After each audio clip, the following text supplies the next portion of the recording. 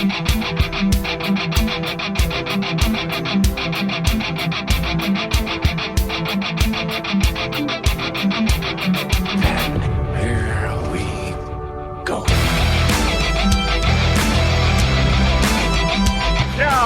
bring on the Mountaineers.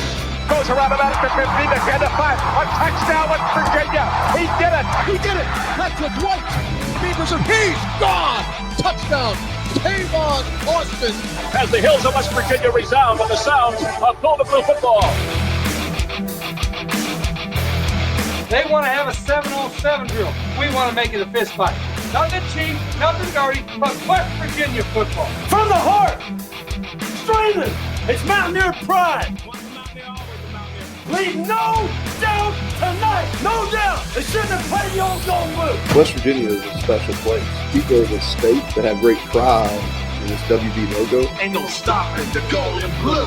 It is a great night to be a Mountaineer wherever you may be.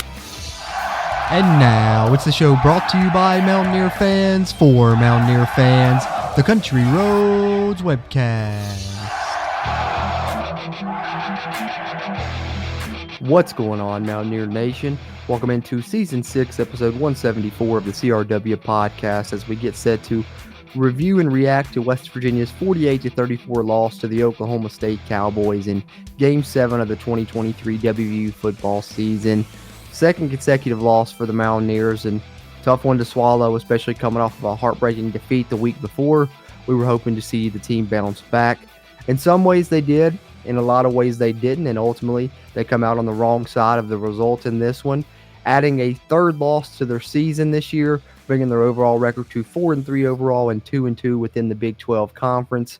We'll break down some of the stats here momentarily after I give some of my takeaways, and then we'll take a look around the Big 12 to close out this episode. We'll try and keep it as brief as possible for you here. I know you guys are tired of hearing about these losses. We're tired of discussing them as well. So hopefully moving along, we'll have more positive things to talk about, and we can run these episodes a little bit longer because people will be excited to listen to them rather than, dreading having to relive painful memories of these defeats in recent weeks. But let's dive in right now.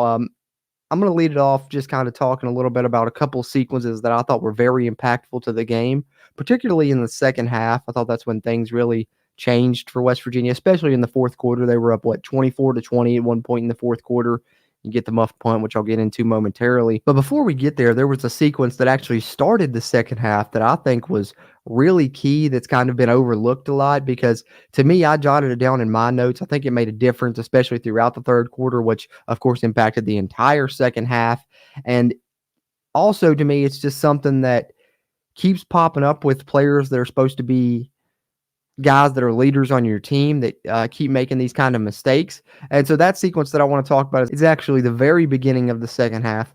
West Virginia begins the second half, first play with an awesome TFL. Lee Koba and Tyron Bradley team up on Ollie Jorden, and it's going to be 2nd and 15 or something, pretty close to that.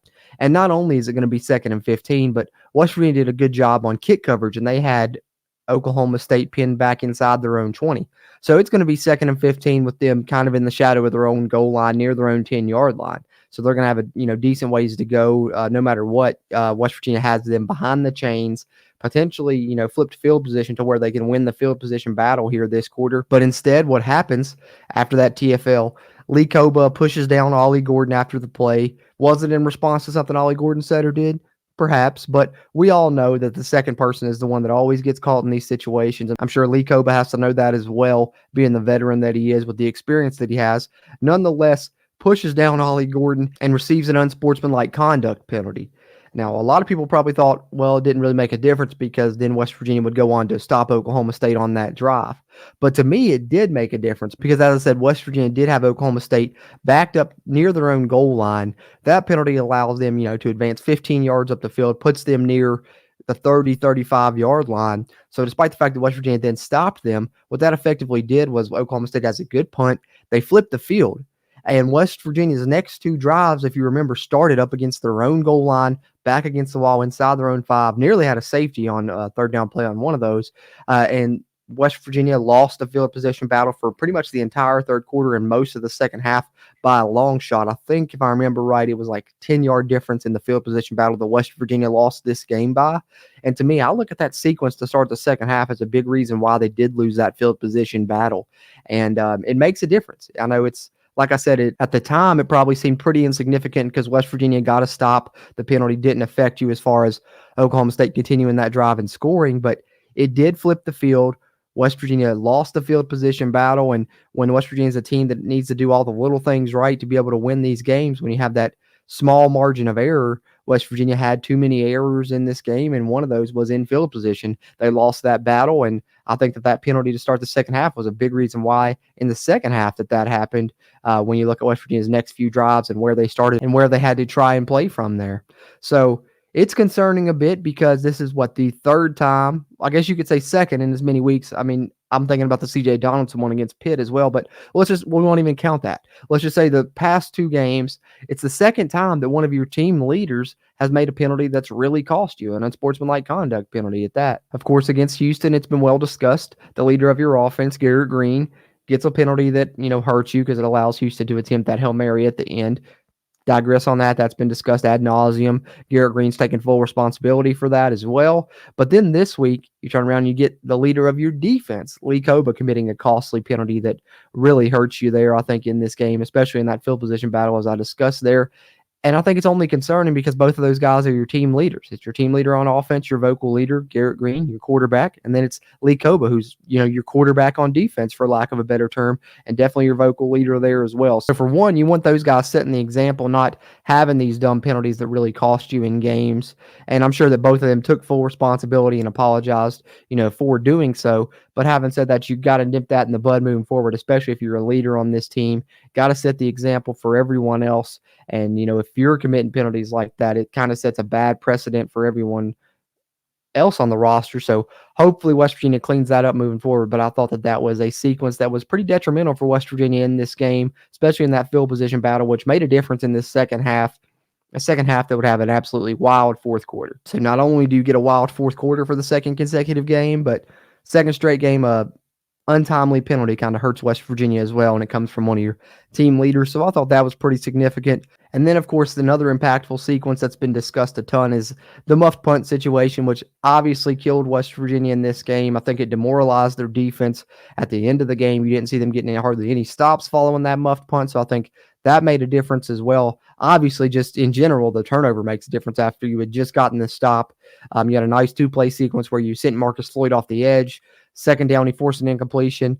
Third down, he blew up a screen for a TFL, and you're getting the ball back with a 4-point lead in the fourth quarter, up 24-20.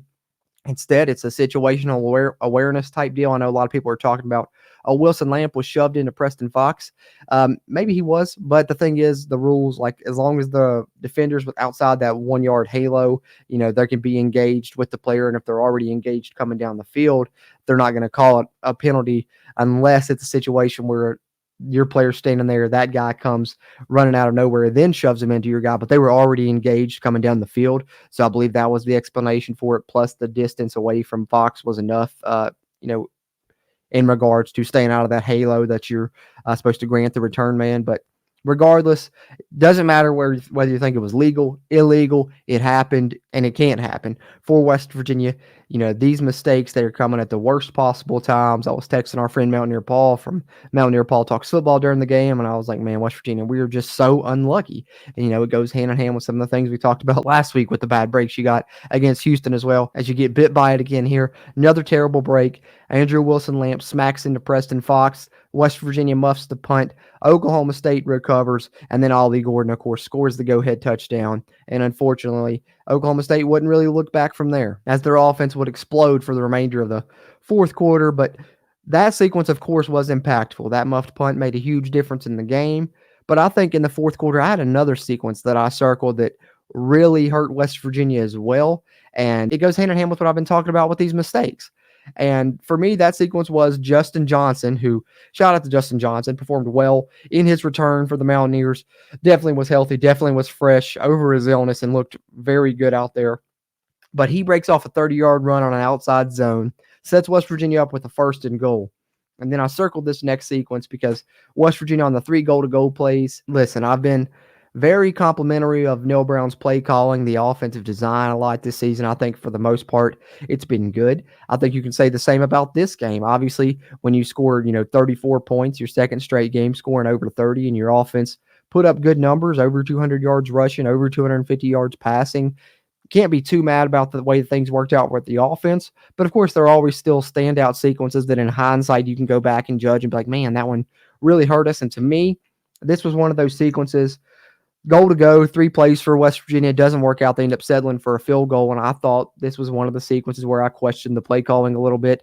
Don't exactly remember the first down call, but really the main reason that had me question it was that second down call, because I think I talked about this in the Houston game or maybe even the TCU game prior to that, but I think West Virginia had some success early in the season with the quarterback draw, but since about the last 2 or 3 games, everyone knows that it's coming, to the point when then second and goal, they spread it out 5 wide. I literally said out loud, quarterback draw. And if I knew it was coming, I think Oklahoma State knew it was coming, and it certainly looked like they knew it was coming with the way they blew it up. So then you leave yourself, third and goal from pretty far back. You were 8, 9, 10 yards out.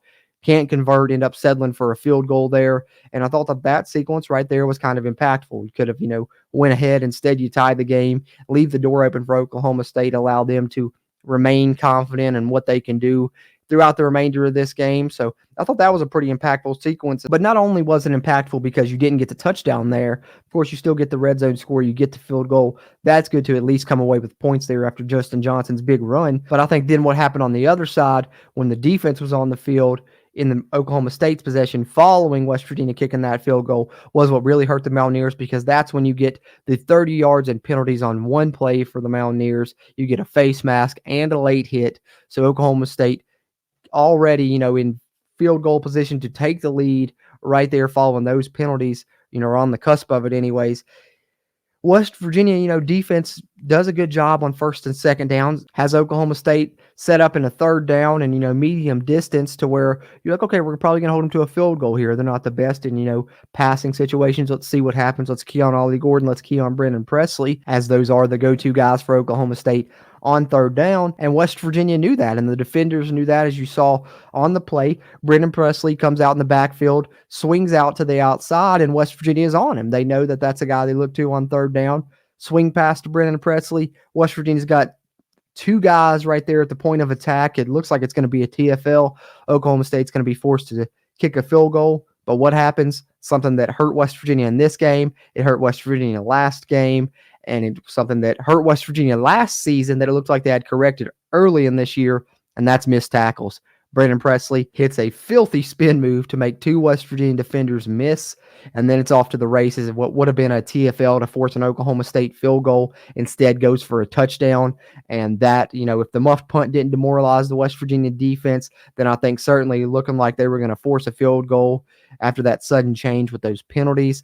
They get that third down. Brennan Presley hits him with that spin move and scores a touchdown. And then I think the defense was just kind of shell-shocked for the remainder of the fourth quarter, because you've seen on Oklahoma State's next 2 possessions, Ollie Gordon just breaks long runs and seals the deal. 46-yard touchdown run, and then a 53-yard touchdown run after a quick West Virginia response. So I think that, the muffed punt combined with the penalties and then the missed tackle on what should have been a TFL on third down, those 3 things really demoralized West Virginia's defense there at the end of the fourth quarter.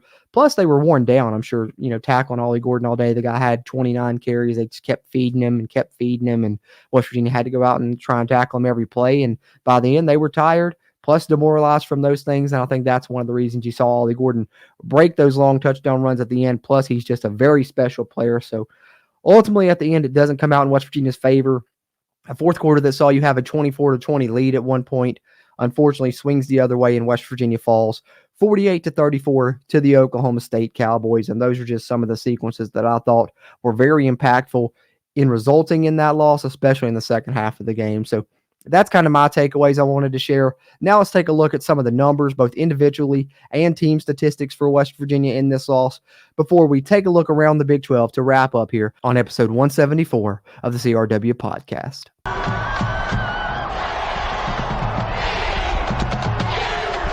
All right, we're going to lead it off with the team statistics here from Game 7 of the 2023 WVU football season. But before we get into it, just want to take a second out to thank you guys for tuning into this episode, whether you're watching it as a viewer or tuned in listening on the audio side. We appreciate you taking in this episode any way you choose to do so, whether you're on the Country Roads Webcast YouTube, whether you're finding it on the web there at wvsportsnow.com, where you'll find all kinds of great Mountaineer sports content, and we're appreciative of them and being a part of the Sports Now family of networks.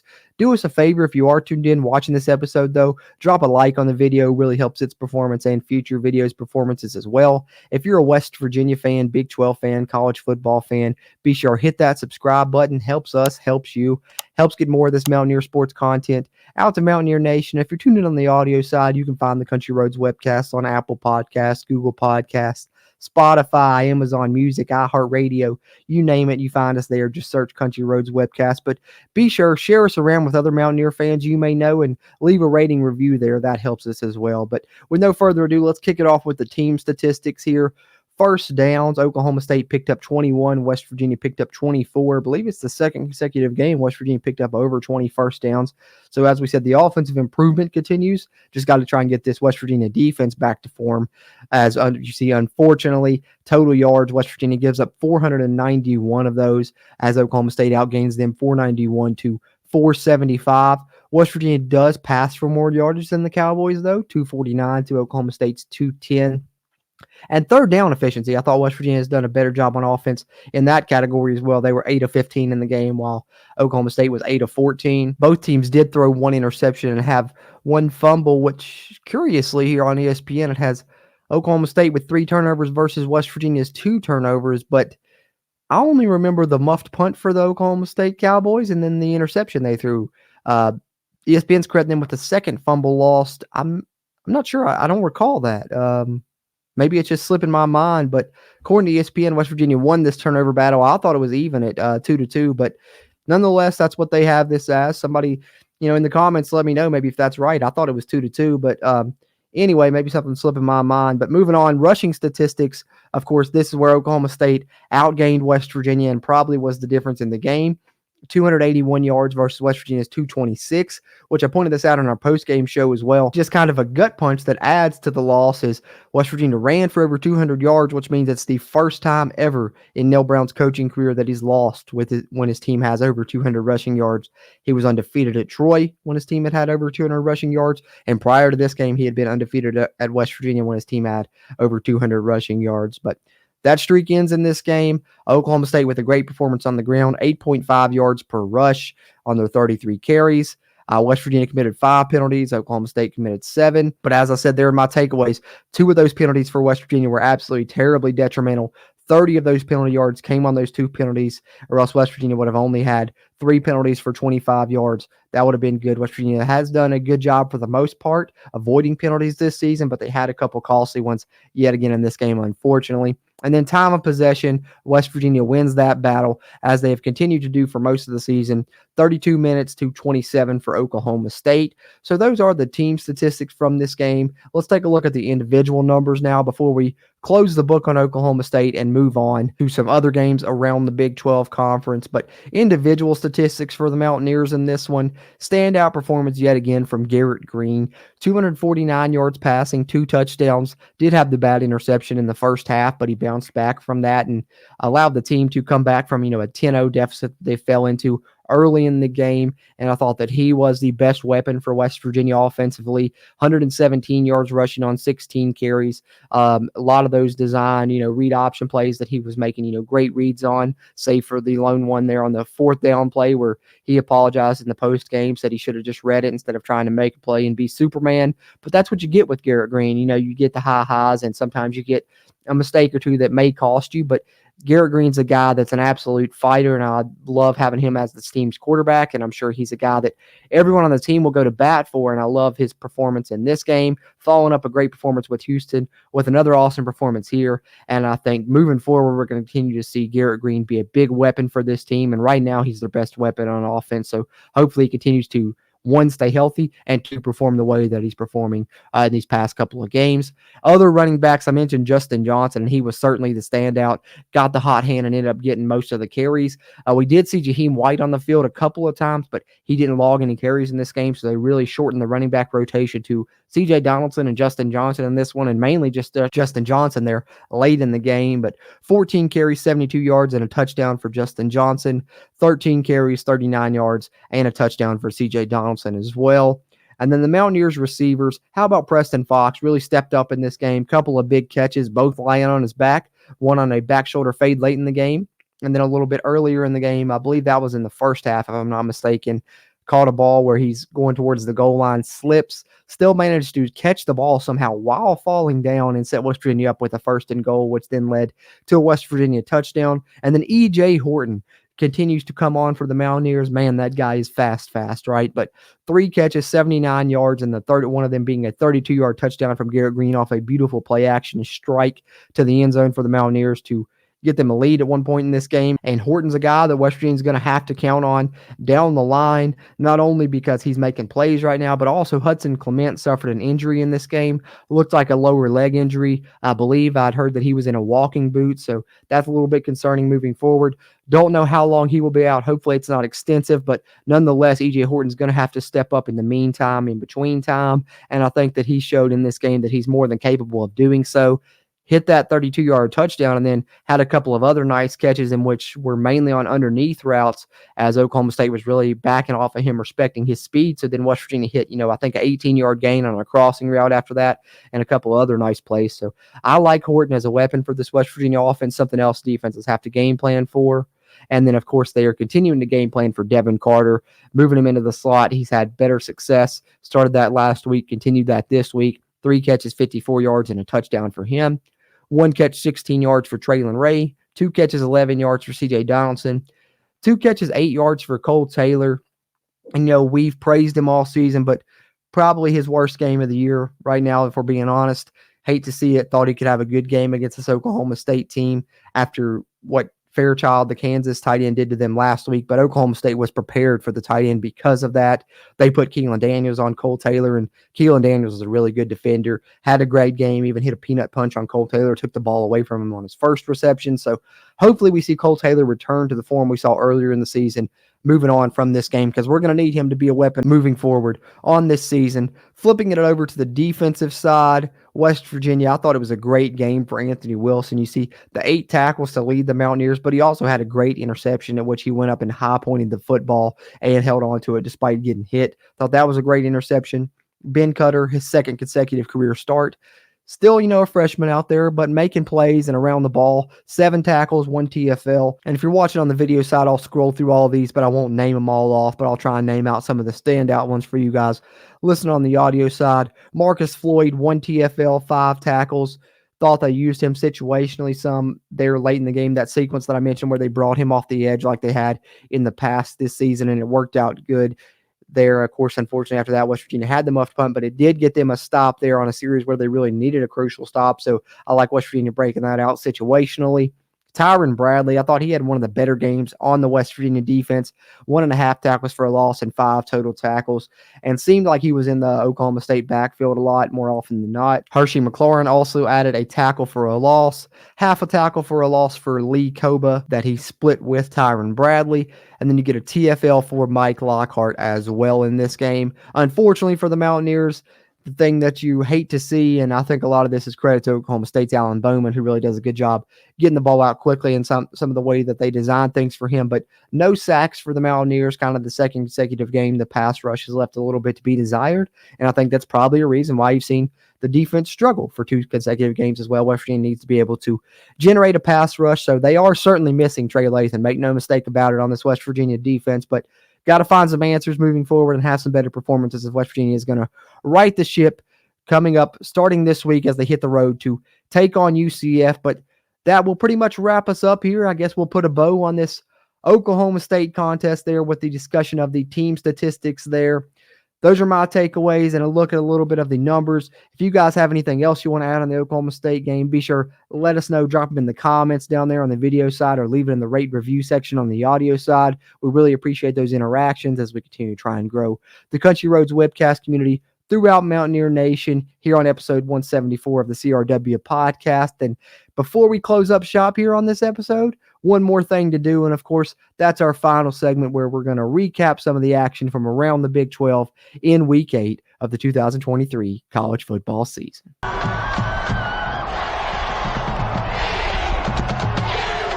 All right, all Saturday games here in week 8, kicking it off with Baylor heading into Cincinnati and taking down the Bearcats 32-29. I was surprised by this one. I thought Cincinnati would get back on the winning side of things, but Baylor continuing to try and, right the ship there under Dave Miranda, gets a big road win in conference, taking down one of the newcomers 32-29 on the road there. And then this next game, how about UCF showing up in this one? West Virginia's upcoming opponent really put some things on tape for the Mountaineers to worry about and showed how good of a team they can be as they went into Norman on the road and nearly pulled off the stunner over Oklahoma, following just a 2-point conversion short there, 31-29 as UCF scored late and then just needed the 2-point conversion to tie it. Ran a trick play, it didn't work out, and Oklahoma State survived there in Norman, 31-29 over Gus Malzahn and UCF. But UCF has John Reese Plumlee back. Their offense is looking good, and their defense didn't perform too bad in this game either. So West Virginia is going to have their hands full this weekend in Orlando as they hit the road to take on that UCF team that comes up just short of Oklahoma this week. And then, of course, we talked about the Cowboys taking down the Mountaineers 48-34, unfortunately. And then next, Texas headed to Houston. And I told everyone this was a game that Houston probably had circled on their schedule, and they certainly played like they did. I know at the end there was a very questionable spot. Looks like Houston had a first down when they were trying to tie the game. Instead, it ends up 4th and inches. And I know a lot of people have been questioning the play call there by Dana Holgorsen on that 4th and inches. A rollout for Donovan Smith, and he misses a throw that effectively ends the game. Texas survived 31-24 over Houston. But if I'm Houston, I'm like, man, Donovan Smith's 6'6". I know Texas is a dominant in the trenches a lot, and Houston really struggled to run the ball in that game. But you got to think your 6'6" quarterback can get, 6 inches if you run a little tush push there or something. I don't know. Like I said, hindsight's 20/20. And of course, these are do a little bit of Monday morning quarterbacking as well. But nonetheless, Houston puts up a valiant effort, but falls at home 31-24 to Texas. And then BYU, one of the newcomers, gets a big win there against one of the original Big 12 members there in Texas Tech as they defeat them at home 27-14. So, Texas Tech is looking a lot different than the team we thought they would be coming into the season at this point. I know they're down to their 3rd string quarterback, so that's probably playing a part as well.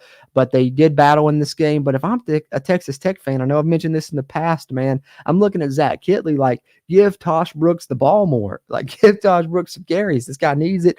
I know Zach Kitley's offense is more designed on throwing the ball around the yard, but man, you're playing a freshman, a 3rd string freshman at that. I mean, I think they did a better job of it in this game. I think Tosh Brooks had over 30 carries, but nonetheless, that would be the focal point of my offense, would just be giving him as many touches as possible. Not even just handing it off. Let's throw it to him some too, try and get him involved there. But what do I know? I'm just on the outside looking in, like I said, Monday morning quarterbacking a little bit here, but I'm also just a fan of Tosh Brooks' game, and I think he can make a big difference. But unfortunately, that difference wasn't made in this game for the Red Raiders, and it's the BYU Cougars that come out on top at home, 27-14 over Texas Tech. And then lastly, in what was our game of the week in week 8 of the Big 12 Conference here on the Country Roads Webcast, and man, oh man, I did not see this blowout coming. 41-3. Kansas State takes down TCU at home there in Manhattan. And, TCU with Josh Hoover, we thought maybe this is what they needed. They just needed that quarterback change. Now things are going to change for the Horned Frogs, but that did not appear to be the case in this game. Josh Hoover struggled a good bit more than he did in his first contest.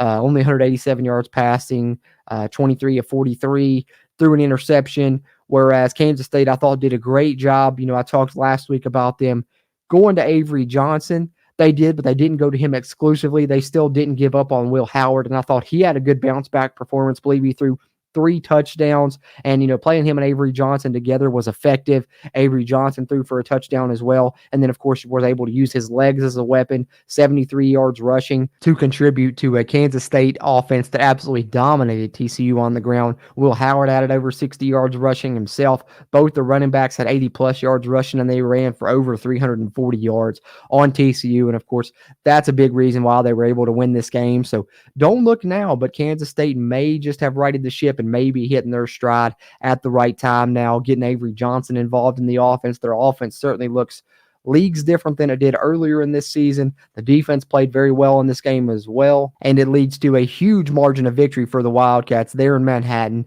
in our game of the week in Week 8 here as Kansas State takes down TCU in a rematch of last year's Big 12 conference game. Kansas State beat them then. They beat them now.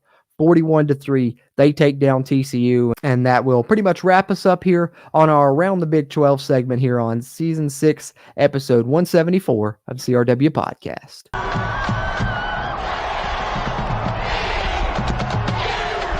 All right, so there you have it, Mountaineer Nation. My takeaways, kind of a look at the numbers, reacting to the stats a little bit from the loss to Oklahoma State, and then taking a look around the Big 12 to recap some of the action there. But we'd love to hear your thoughts on anything we discussed in this episode, whether it's your takeaways, thoughts on the statistics, or anything that happened around the Big 12 conference as well. Be sure to let us know in the comments down below as we continue to try and grow the Country Roads Webcast community throughout Mountaineer Nation. And if you are there in Mountaineer Nation, be sure to follow us on social media. We're on X at WVU Country Roads, Facebook and Instagram, Country Roads Webcast.